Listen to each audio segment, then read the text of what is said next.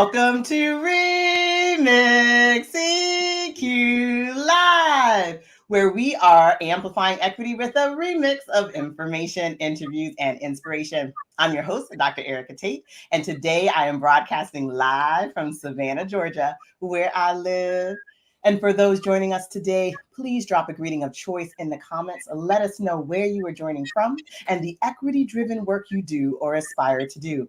And remember, Remix EQ Live is an experience that's meant to be shared. So I encourage you to hit your share button and invite buttons and bring along your people, your network, your family, your friends, your peeps to join our Remix EQ community today.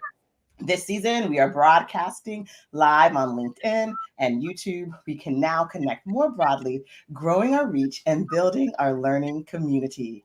And so while those comments are flowing in and those invitations are flowing out, I want to remind you that Remix EQ Live offers the opportunity for us to connect and build community with each other around the equity-driven work being performed throughout the world. And we do this by centering the work. That is, our guests and viewers share examples of what they do in their role or position as a way to illustrate the innovative, effective, and meaningful ways they advance equity in the spaces in which they live, work, play, and learn. So throughout the show and in the comments, I invite you to also share what you do to make the world a more just place. We are nearing the end of season 6 of Remix EQ Live, and this interview show is sure to have us talking or cracking teeth about whence we came and where we're going. In this episode, I am in conversation with the inquisitive, insightful, and inspiring Trelani Michelle. She is a writer, an Afrofuturist anthropologist, and founder of the nonprofit Krak Teet, which envisions Black communities restoring the level of togetherness that existed before and during the civil rights movement, and having the necessary village of support to best care for themselves and each other. Today's episode showcases how story gathering and storytelling, when done with respect and reverence, can be a pathway that makes the world a more just place. We'll listen and learn from Trelani Michelle about how and why she writes and speaks towards a future that affirms Black culture and community and activates social change. So, in the words of Trelani and the Gullah Geechee community, let us crack teeth and begin this conversation for change. Welcome, Trelani. Yes, thank you, Erica. That was awesome. Awesome introduction. I'm so glad you're here. Same. And I'd love to invite you to introduce yourself to our community. And as you do, please share 1 to 2 career or personal twists and turns that have led you into your current role. All right. So I am originally from Louisiana. I was born in the north in Monroe, Louisiana. My mother was in the military, so she settled in Savannah in 1991. So I was primarily raised between Savannah, but also New Orleans too. I like to say that I was raised on 2 gumbos from the Gulf and gumbo from the Gullah Corridor as well. I am Geechee, I am Creole, and I am plain old country. Like Erica so eloquently said, I'm a writer, I am an anthropologist, and I prefer to say an Afrofuturist anthropologist, but also a teaching artist as well. I'm a mother. Let me not forget that one too, because that has been a major in impactor into who I am and what I do and how I do it and why I do it the way that I do. And my children, my son is 19 and will be 19 in December, and my daughter just turned 15. So those are amazing highlights in my life as well. Two pivoting points in my life, or plot twists. One of them that I really love to share, particularly with young people, because as a teaching artist, I do a lot of work with young people. I work with the Deep Center for several years, and I work with high schoolers, and I will also jump in and out of summer camps and things like that. So I've been working with young people for a very long time. It's something that I love to share with them is the right and the willingness to change your mind. I used to think I wanted to be an attorney. particularly a prosecutor. Prosecutor because I felt like it wasn't enough people who thought the way that I did on that side. Everybody wanted to go into criminal justice, but I was like, but we're constantly fighting. What we need more people on that side of the law. But the reason I wanted to go into law is because I was all into justice. I loved history, I loved reading, and I loved like deep diving into things and finding patterns. And I thought all of that equated to law. And then I got accepted into law school and everything. And then I realized that, you know what? This really ain't for me. I'm not excited about it at all, at all. Like the thought of going through this class and taking a bar and then working here. And it wasn't exciting. What was though, in the senior year of my undergrad, I wrote my first book. It was a novel at the time. And that was so exciting for me. I also went to this, conference down in Fort Lauderdale for writers, and you were surrounded by writers of all levels, some that just started out, some that have been doing it for years and were like in big names. And I was like, this is where I want to be. So my first pivot was dropping out of law school and deciding that ain't what I want to do. And it was like, of course, my parents were like, because they were bragging about it. My daughter, she was about to be an attorney. She's da da da da. So as impressive as that sounded coming out of my mouth, I let it go. And I decided to step back and write. I wanted to be a writer. And after about a year of writing, then I enrolled in Savannah College of Art and Design and got an MFA in writing. So that was my first pivot. My second, I would say, so when I first started off writing, like I said, I was doing novels and I loved it. It was exciting. My dad used to always joke. Well, he wasn't joking. Let me not say that. He would say, when you going to write a real book? And I think that stuck in the back of my mind for a while. Although novels are totally, absolutely real books with real impact, they have changed my life in so many ways since I was like 9 and reading from the bookshelf. Nonetheless, I decided that I did want to kind of creep off into the nonfiction world, but I don't think I had to choose it. It chose me. I had a friend who was down in Miami at the time, and she was like, hey, so like, y'all have a lot of former plantation sites where you are in Savannah. I want to come up there and let's tour some. I didn't know why she wanted to do that. That did not sound fun to me, but I agreed to do it because I miss my friend. She came up here, we did them, and I would compare them, like the experiences from all of them. But what particularly stood out to me is in the gift shops, they would have these books that were called slave narratives. And they were, it was a project of the Federal Writers Project back in the 40s. And so it was the government getting artists, librarians, and teachers back to work. And they had them go to former plantation sites and interview the people who were formerly enslaved. So it's like, whereas I thought the only narratives that we had during that time period was maybe like Harriet Tubman, Frederick Douglass, now we had access to like tens of thousands of narratives, and all the perspectives varied. I mean, drastically.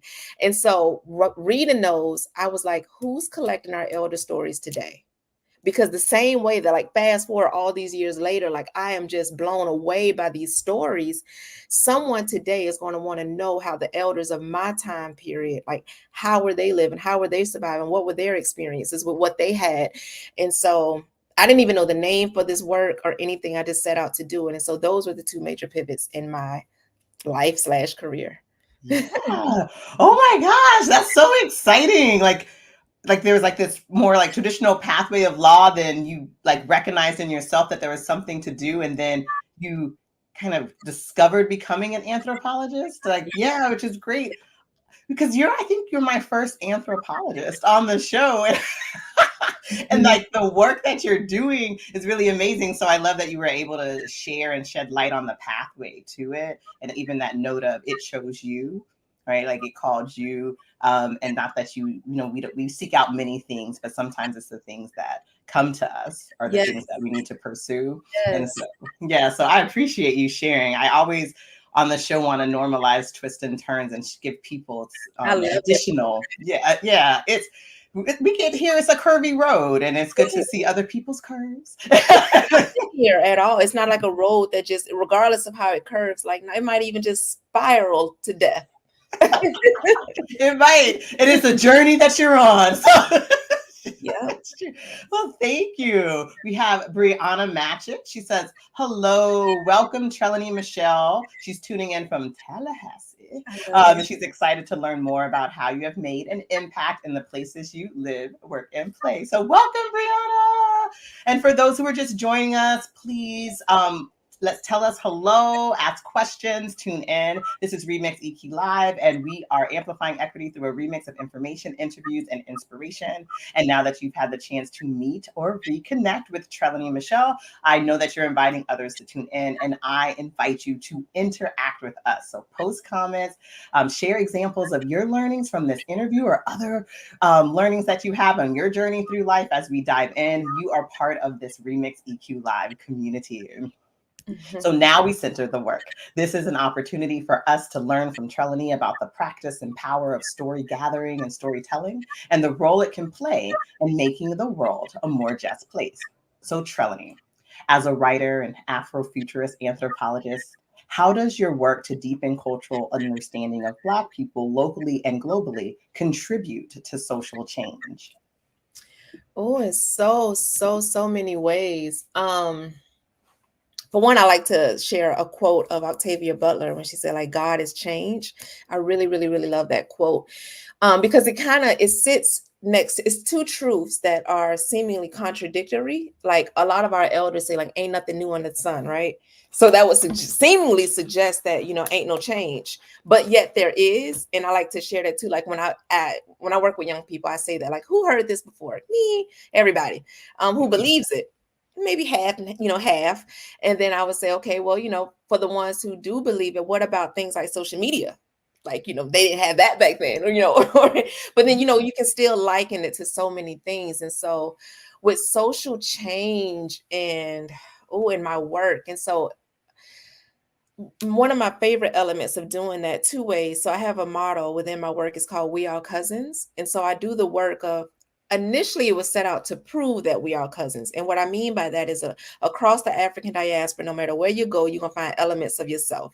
Everywhere I've traveled in this world, it's just like, whoa, like that reminds me of what I used to eat here, or that I kind of hear the rhythms in that music. And that sounds like bounce music in New Orleans or go-go music in DC, or, it's little bitty tidbits everywhere that kind of remind me of cultural elements everywhere. So it's like, I began to say we all cousins. Now I went beyond proven because I was like, I don't think it makes too much sense to prove it. It's already proven. Those before me have proven it. In myself, my contemporaries are ongoingly proving it. I think now we need to do the work of recognizing that there are like huge benefits to seeing ourselves as cousins and really in accessing those benefits. And so that's kind of where a lot of the social change comes in too. So it's like being better cousins to one another. And what does that mean? And what does that require? So that has inspired a lot of behavior change, a lot of changed minds. And I really, really appreciate that. In the TEDx talk that I did, I gave a beautiful experience of a real life experience. Because I say we have cousins and then we have neighbors. I consider like white folks might be like our neighbors, but it's not any less valuable, however. So in that example that I gave during my talk, I have a neighbor who was across the street from me. He passed away now, but he lived across the street from me. His name was Kurt. I used to call him Trump because he waved a Trump flag in his yard. He was a baby boomer. He was from the North. He was from New York. He moved down after he retired. He moved down to Savannah. We had nothing in common, seemingly. I'm the exact complete opposite. I'm from the South through and through. I'm a millennial. I'm still working. He retired. I did not vote for Trump. Like, it was so many differences.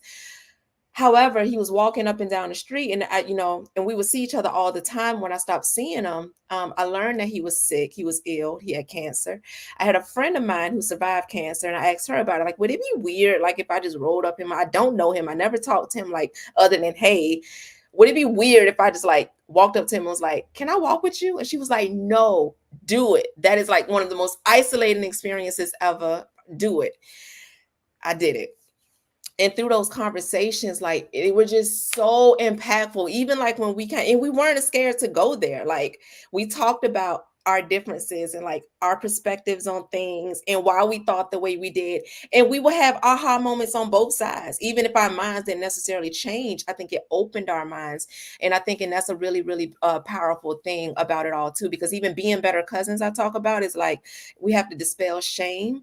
And a lot of things that have divisiveness has been like one of the main factors of why we aren't better cousins to one another. And it's so many micro ways that we create division amongst ourselves when we judge each other for how, like, a sister might have long nails and they are so brightly colored, and she come into the office and you just like, Why? When I did a workshop with SCAD one time, and it was about being a person of color in predominantly white spaces, that was a really, really, really, I really leaned into that topic in that particular space, because sometimes we can feel like we are representing our entire race when we show up in spaces that aren't predominantly like us. And that's really that ain't for us to do. That ain't for us to do. And it creates divisions amongst within ourselves, but also within our community. So a lot of my work is just like revealing those divisions to us, explaining like how they came about, so that we can like assess ourselves and then get rid of it. Learn how to get rid of it and replace all of that with compassion. Because the more I'm compassionate, the more I'm letting you be you, the more I'm able to be me. So Thank you. I love that. From divisiveness to compassion. yes. Yes, I love that. So in your work, if you read about Trelani Michelle or you listen to her speak, she will refer or use a phrase, Zora Neale Hurstoning, which I love because we share a favorite anthropologist. So I'm like, oh. So I just want you to share with our community, what do you mean when you say that you are Zora Neale Hurstoning? Yes. So like I said, I organically landed into anthropology. I didn't think about it in that way. But when I did and I started doing it, and the anthropologists that I was looking up who were doing it, none of them looked like me, and they weren't doing it like me or how I was interested in doing it. Almost for a while, it's even why I wasn't even calling what I did anthropology. And then, although I had been reading Zora Neale Hurston for years, she started off as a novelist. I didn't know she was an anthropologist for a long time. I also started off as a novelist. So that was one connection too. But then when I started learning, like studying Zora as an anthropologist, it just opened up. It affirmed me in a really beautiful way. One thing that Zora was constantly criticized about as an anthropologist, particularly from her professors and her mentor, it was that she wasn't scientific enough. It was too artistic. Anthropology is a field of science, and they're saying like, you're more so that's artistry what you're doing, but no, it's like they can coexist. I bring all of me into the work that I do, and that's what Zora did. And she, and particularly too, the way that she centered her work around elevating her people, particularly in the time period, going back to that divisiveness in the 1920s. And most division is understandable. In the 1920s, we were kind of coming clean out of enslavement, and you had a lot of Black people who were like leaving the South, heading to these other places, and they were starting to redefine themselves. And so you had what was then called the New Negro Movement. Now we renamed it since to the Harlem Renaissance. But they were saying like, we don't talk like that. Like how you think of us as backwards country, slow thinking people, that ain't us. We are sophisticated.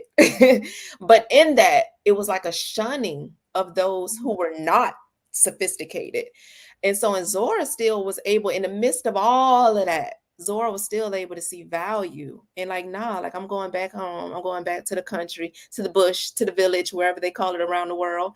And I want to study my people, and I want to document how they talk and those tales that they tell. And that was so brave, and that was so important, and that was so impactful. And so, and I do a lot of the exact same thing. I go around the world and I study the African diaspora, and I want to document the ways that our people, all the remaining Africanisms, like how are we talking, what are we believing, and what are we valuing, and all of the things. And I want to document that because I know we lose a little bit of it with every generation. So Zora Neale Hurstoning is what I do. And I love that you do it. I mean, no, really, that do thing is something in common. She's really one of my favorite anthropologists to know, and her respective community and voice. Like really, I always try to think about her and like the work that I do. And I do, we're going to talk about your works, but I recognize her and you and how you approach the conversations in your work. And I was just like, oh, she really is Zora Neale Hurstoning. Really, Zora Neale Yes, yes, it's wonderful.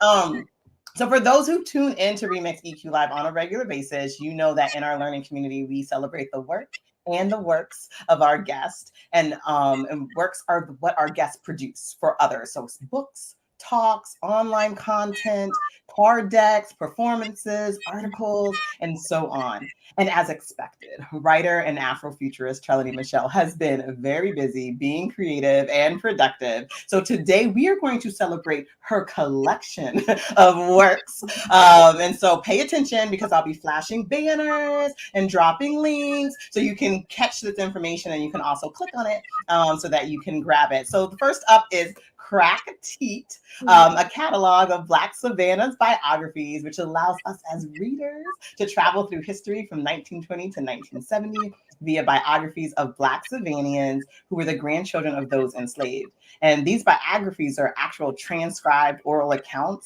that were gathered by Trelani. So it's really exciting to view this, read this history through the voice of people. And I think a great example of Zora Neale Hurstoning, if I may say so.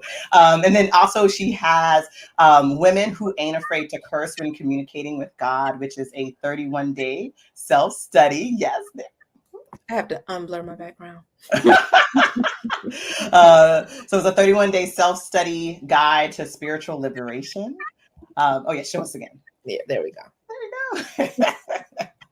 And then she's also co-authored Gullah Geechee Home Cooking, Recipes from the Matriarch of Modesto Island, which is a New York Times bestseller. So be sure to purchase Trelani Michelle's books. The link on the banner and in the chat will direct you to check out. And then also, as Trelani said, spoke about before, she did a TEDx talk, We All Cousins, which prompts us to think about our connections with others, similar and different, cousins and neighbors. And a reminder that instead of assimilating, we must, as Trelani states, show up as our colorful cultural selves. So check it out, watch it, react to it, share it to really amplify Trelani's work.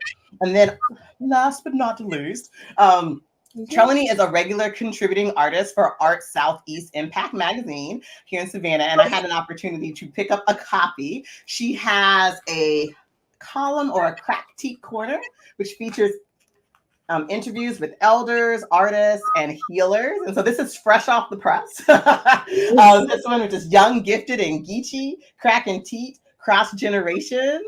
So be sure to check that out. And I'm also, for those who aren't local to pick it up, I am dropping a link in the chat for an online article that's available. And it was the Krak Teet Corner, The Art of Freedom. So you can get a taste of the wisdom that Trelani gathers and shares with the world. So congratulations, Trelani, on your collection of works. I am confident that we will see more from you. But for now, I want to know, which of your works are you most proud of and why? It's probably Krak Teet. Initially, when I thought about that question, I was like, oh, that's hard to answer. And I want to say none of them I'm equally proud. But I was like, you know what? I think it's Krak Teet because a whole movement came out of that. It actually, a lot of the works made people think too, but it inspired changed behavior. I love hearing people say, like, I interviewed my grandmother and let me tell you what she said, or I interviewed my great uncle and he ended up passing away 2 months later, but I'm so glad I got that interview. It inspired a whole freaking movement. And I really love that, it impacts everybody, but especially the youth. And especially elders, and especially those elders when they're not here no more. Because it's like their stories are still with us. Like, it is all of these stories that are told, it's like it's not gone. Kind of going back to the African proverb, when an elder dies, the library burns. Like, this work is saving the libraries. And so Krak Teet would be the one. Oh, good. Well, we are so glad that you wrote it and inspired a movement. I mean, I think that's what's important about celebrating the works, right? It's obviously an expression of your thinking and your feeling and your future, but also, it's there to inspire, to change how people think and then hopefully change behavior. And you've done that. So I'm excited, and I look forward to more work coming. And we're going to talk in just a little bit about like your inspiring of youth. But Remix EQ community, I just want to make sure it's your turn. Amplify Trelani's collection of works, support her gathering of stories, wisdom, truths that help us build a deeper understanding and cultural understanding. But also, she in her work is amplifying and sharing the old ways and future visions of the world we're working to change. So please, please, please support. And now, Okay, so you are an Afrofuturist anthropologist. You gather stories, but you do that to pass along, just as you said. So it really isn't a surprise that you are helping youth to do the same. And you talked a little bit about the programs that you have been a part of, but I'd love to learn more about a program that you have founded. So you are the founder of nonprofit Krak Teet, Yeah. which hosts a summer camp that teaches young people about their history and culture. So what is this project? Why did you start it? And then what's the impact on youth and communities? Yeah. So Krak Teet, we know it started as a book. And then from the book, I realized that there was more work to be done. So I started a nonprofit, Krak Teet. Through the nonprofit, then I started deepening the work and working more so with children, and that created Krak Teet for Kids. And so why is like, okay, so with that book, like I said, I interviewed 21 elders between 2016 and 2019. 21 of them. By 2022, only 2 of them were still living. So that created like a sense of urgency. Like we need more people out here doing this work, documenting our elder stories, yeah, but also like our environment, because we know like even everywhere you go, like it's surprising to people when I like if I go to Philly, I spend a lot of time in Philadelphia. They're like, yeah, like this college or this corporation is like taking over our city and our historically Black neighborhoods. You go to New York and they're like, yeah, like these areas that have been like predominant, like Spanish Bronx, like we're losing it. It's becoming this. And you go that's happening everywhere, including Savannah too. And so when I tell people like, yeah, you have to document your environment, you know?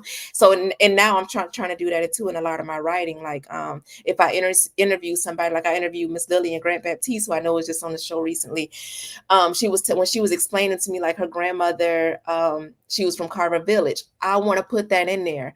I put the street, Liner Street, I put the street in there. I put her grandmother's name in there. I want to uplift all of these things because it's constantly changing. I'm not assigning right or wrong, whether it is, that doesn't matter. The fact of the matter is that things will always be changing. And so, and it's just, I feel like I take it my responsibility to document those changes.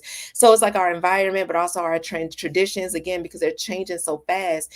And every generation loses something. We're losing our land, we're losing our language, losing our recipes, our natural remedies. And I know that more people needed to be doing this work. And the easiest population to get started doing that is young people. Plus, they're my favorite.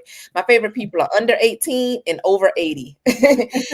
So in the camp, I work with it's middle schoolers.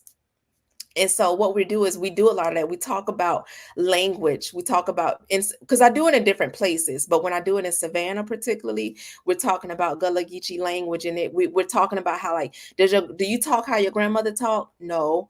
Okay, well let's break down some of the ways that she's speaking, how she's speaking, and how she spoke differently from her elders in her time.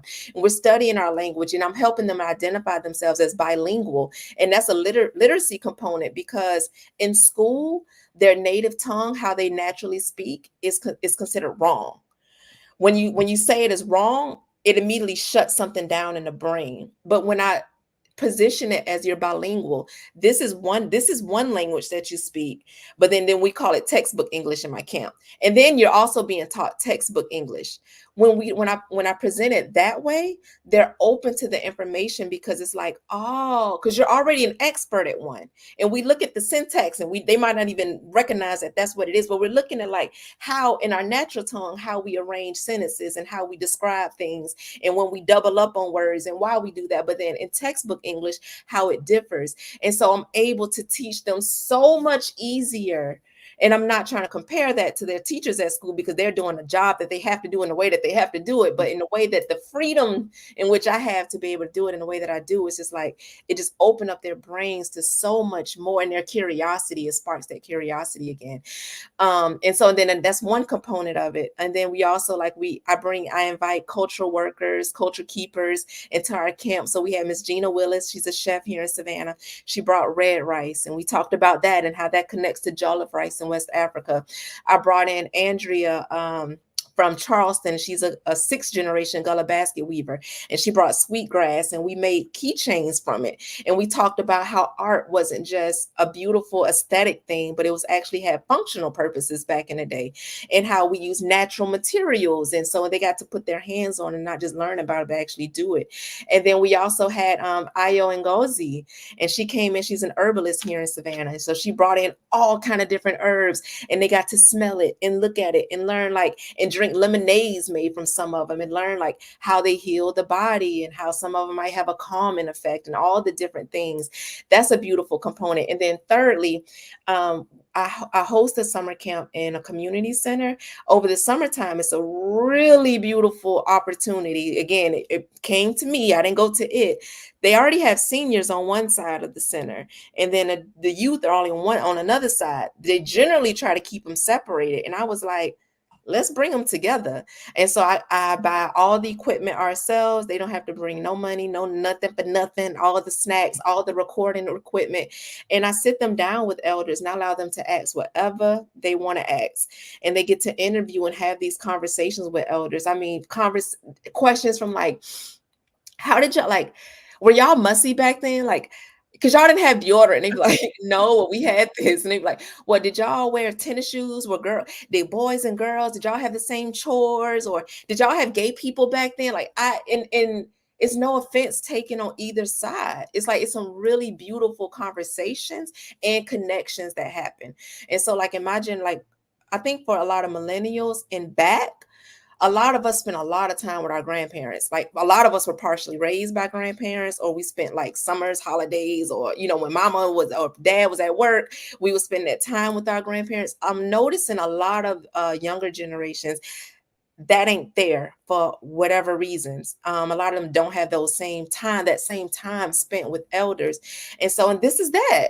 And it's a really beautiful, beautiful thing. And it benefits both the elders, you know, like when they have that youthful energy in the mix, that benefits that like helps them, their mental processes and their wirings and their, you know, and it just feels good to them. And then for the young people, it's equally beneficial as well. So I'm really excited about that program. Yeah, I can tell. And I'm also excited about that program. I was like, Yeah. I know that you love the 18 and under, but maybe like the middle age or something. Would truly also love it. No, it's wonderful. It's a wonderful program. And I love the affirming of the youth and their language and their voice, right? And then using that to gather stories. Like it like I can feel like how warm it must be for those Yes. conversations to happen. And even just like the time spent, right, with each other in this space. It reminds me, so in the article that I was showing on the screen, it was an intergenerational conversation that was, I mean, I don't know if it came out of this program, but like probably sounded similar to some of the conversations that you had. And I was just like, it was really great to see the back and forth, or well, I was like pulling them up in my head as I was reading, but to imagine the back and forth conversation between the youth and elders and how sometimes they were in different places, but sometimes they were in the same. And ways of thinking or what they wanted for each other. So I'm like, I want to be there. I invite people to come too. Like, yes. oh. Well, I'm coming through. Like I'll take you up on it. I love it. Brianna Matches like, oh yeah, she wants to come through. She's like, LRL, right? Can we add the 18 in spirit? Yes. I actually do. I go to a lot of universities. I talk to college students. I'm on social media and I talk to grown folks. I just don't like do the deep dive intense with y'all, but I help y'all too. No, I love it. I love it. I love it. So for those who are in Savannah, do click on the link to learn more about Krak Teet for Kids. And especially for those in Savannah and beyond, consider supporting this wonderful program via donation. Krak Teet for Kids. We have the link in there, and just really celebrate what Trelani is celebrating with the youth and our elders, that connection, that conversation, and that love of themselves. So Please keep And because this year we're trying to raise $25,000 because we want to. Other community centers are like, hey, can you do that here? And I'm like, oh, we just don't have the capacity. So I need to hire staff, supporting staff, and we need to get in those other facilities. And we've been invited. Like I've connected with communities like on St. Helena Island and like the cast net fishing and stuff. They were like, if you bring them here, we'll teach them how to make the net. We'll take them to the dock and actually do it. We want to make field trips. Yes. So we need money to do all of that. So yeah, so we're trying to raise that money. So if you can't donate, that would be like, do it for the kids. Yes. I love it. Oh, okay. So as we're coming to close, we also like to add examples and strategies and tools, which you've given us a lot of in this conversation. It adds to like our repertoire, like how we go about in this community to make the world a more just place. And it also helps us kind of visualize the work that you do. So there's one more like piece of work I think that you engage in is that you also help people create and produce works as a content writer and co-author. So will you help us visualize the work that you do in this area? What does it look like? What does it sound like? Yeah. So even before all this Krak Teet stuff, I had a business and it still do. It's called So Fundamental. It's a content writing agency. So books, bios, business pages, speeches. It's like on a professional level, I help I usually say busy, successful people. I help people appear as impressive on paper as they are in person. Because I notice a lot of, and I get that busy, successful terminology. I actually got that from a friend of mine, Tashina Davis. She used that. And I was like, oh, that's perfect. So that's who I work with too. And so in a lot of them, they are like really great at speaking, but writing ain't their forte. And so I'm just like, I got you. So, but then also I do this work on a cultural level, and I help people document their stories, their memories, their life lessons. Gullah Geechee Home Cooking is an excellent example of this. Emily Megan out on Edisto Island, she was considered the matriarch. So it's recipes, it's a cookbook, yeah, but you also get a lot of her life stories, and that's kind of like where my work with this particular book came in at. I also helped a brother. He was originally from Charleston. He moved up to New York a really long time ago. Now his Swiss Beats is his grandson. His children started Rough Riders, but I helped him write his life story. So in taking like 90 years worth of life and learning how to like put that into a book, that's what I helped him do. So I do that professionally and culturally. I love it. I love it. And just what are a few starter tips for someone who's ready to share their personal or their life story with others? So consider the idea when it first came to mind, and get comfortable with talking about it before jumping straight into wanting to do it. Because I realize some people have a really difficult, most of us have really difficult parts of our lives, especially people who want to write a book. That can be hard to talk, but if you ain't even ready to talk about it in person, you ain't gonna be ready to write about it. So I would say get comfortable talking about it first. But then also it might not even be a book. It could be a podcast. It could be a quilt. Quilts tell stories. It could be mentorship. Maybe you just want to work with younger people and tell them your story and transform lives that way. It ain't always necessarily a book, but if it is a book and you find yourself stuck a lot of times, sometimes it might be the technicalities. Maybe you need some guidance on that part, but a lot of times overwhelmingly, and which is why I started charging people consultation fees and not just the whole package, because I'll be like, I don't want to take all your money. And I pretty much know it's a 75% chance if you under the age of 70, we're going to bump into the issue that you ain't done learning them life lessons yet. You ain't done living the core of the story. And that's why it's so difficult for you to tell the other part of it. So be patient. Don't let capitalism interfere with purpose and impact. When it's time, it's going to be time, but just keep living and keep telling your story. That's great advice. Keep living, keep telling your story. Patience, the things we try to do day to day. Yeah. No, that's great. Well, if you have a story to tell, connect with Trelani. We dropped the link in the chat. She can help you find the words, the format, the voice to share your life or give you advice to keep living, if that's the case. And then also for organizations and institutions, Trelani also provides speaking, workshop facilitation, and panel moderation. So learn more about what she can provide you on her Krak Teet website. So we are coming toward the end of our program, and it's been so wonderful to learn from you. You have absolutely dropped knowledge and inspiration for us by sharing how you connect generations and how you imagine the future. And so as we close out, will you drop one last piece of inspiration on us? Will you remind us? Will you remind us why telling stories of our past can be a roadmap toward a future that is more just and free? Yeah. Earlier, me and you were talking about Adinkra symbols. One of my favorite Ghanaian ones was the Sankofa. It shows up as two different images, but my favorite one is of the bird, and it's like, and it's reaching back and it's fetching like an egg that's on its back, and so and that's exactly what the symbol means. Go back and fetch it. But I like to add a extra layer to that too. Yeah, like so, go back and fetch those lessons, those traditions, but sort through it first. Don't just everything that our elders and ancestors did. It don't make it right. Sort through that stuff first. What's worth bringing with us? What's worth leaving behind? In a quote that I have, I usually keep a bookmark up here. I ain't got one. Oh yeah, I do. Let me see here. It's that I always say, like, history ain't just fun facts, it's a roadmap. Everything we want to do, improve, and say, like, it's already been done and it's probably been said better. But that don't mean don't do it. Just study those who've already discussed it, elevate their names, add what ain't been said yet.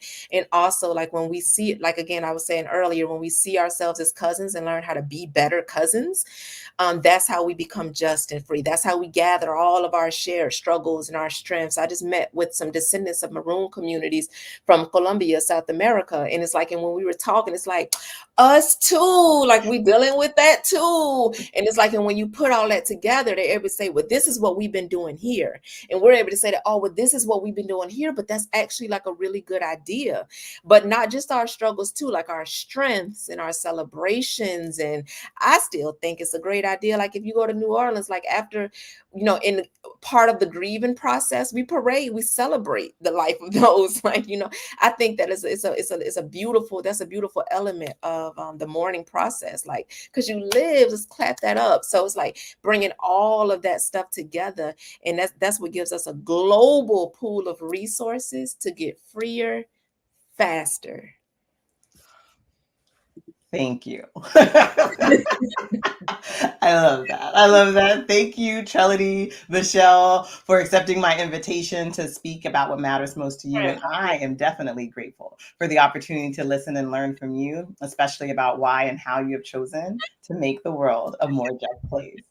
So just a few reminders going forward. We're here on the second and fourth Fridays at 11:30 a.m. Eastern, and I will return in 2 weeks on October 25th. And it's another Savannah 912 conversation. So very excited. I will interview Armand Turner, who is the Deputy Director of Healthy Savannah, the Board Chair of Friends of Tied to Town, and the Project Director of the CDC Racial and Ethnic Approaches to Community Health grant, affectionately known in these parts as REACH 2.0, and our conversation will sit at the intersection of active transportation and health equity. So tune in on LinkedIn and YouTube. Also, like and share our upcoming and past shows, and watch your feed and check your inbox for more news. I've been adding this at the end of the shows this year.